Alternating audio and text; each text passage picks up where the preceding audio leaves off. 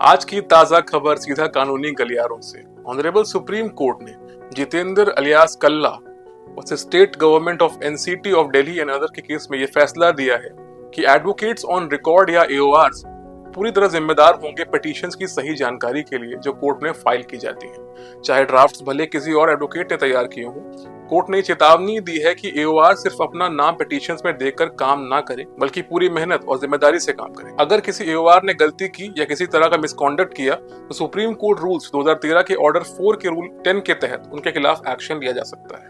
Rule 10 के मुताबिक अगर किसी एओआर को मिसकंडक्ट का दोषी पाया जाता है तो कोर्ट उनका नाम रजिस्टर से हटा सकती है, या तो हमेशा के लिए या एक निर्धारित समय के लिए। इसके अलावा इसकी report bar council of India और संबंधित स्टेट बार काउंसिल को भी भेजी जाएगी।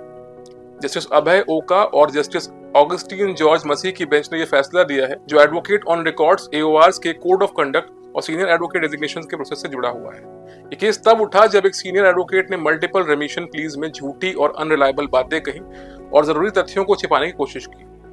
बात करें हमारी अगली खबर की तो the state of Uttar Pradesh and others versus Pratyush Rawat and others के केस में सुप्रीम कोर्ट ने हाल ही में इलाहाबाद हाई कोर्ट क्रिटिसाइज किया क्योंकि उसने एक इंटरिम ऑर्डर पास किया था जो लैक्टेटिंग मदर्स और छोटे बच्चों को आंगनवाड़ी सेंटर्स में खाना सप्लाई करने से संबंधित था, जबकि यह मुद्दा सुप्रीम कोर्ट के समक्ष था।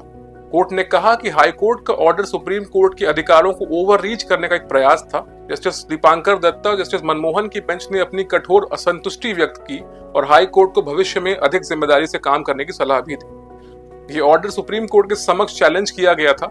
दिसंबर 19, 2024 को जस्टिस दीपांकर दत्ता और जस्टिस प्रशांत कुमार मिश्रा की बेंच ने हाई कोर्ट के ऑर्डर पर स्टे लगा दिया, ये कहकर कि हाई कोर्ट ने बिना किसी प्रॉपर कारण के ऑर्डर पास किए।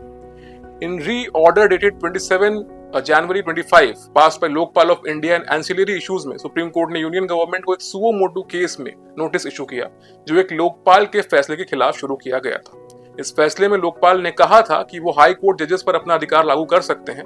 Justice BR Gavai, justice Suryakant और जस्टिस अभय S ओका की बेंच ने लोकपाल की रीजनिंग पर असहमति व्यक्त की और ऑर्डर के ऑपरेशन को स्टे कर दिया।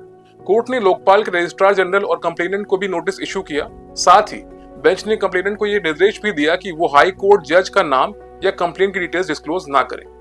जस्टिस गवई और जस्टिस ओका ने कहा कि संविधान के लागू होने के बाद सभी हाई कोर्ट जजेस एक संवैधानिक अधिकारी हैं और उन्हें केवल एक स्टैट्यूटरी फंक्शनरी नहीं माना जा सकता, जैसे कि लोकपाल ने कहा था।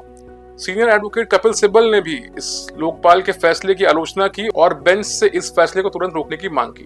अपने ऑर्डर में कोर्ट ने कहा कि यह मुद्दा न्यायपालिका की स्वतंत्रता से जुड़ा एक महत्वपूर्ण विषय है। कपिल सिब्बल के साथ सीनियर एडवोकेट BH मरलपल्ले ने भी कोर्ट की मदद करने का प्रस्ताव रखा। ध्यान देने योग्य बात यह है कि लोकपाल के ऑर्डर में किसी भी जज या स्टेट हाई कोर्ट की पहचान का खुलासा नहीं किया गया था।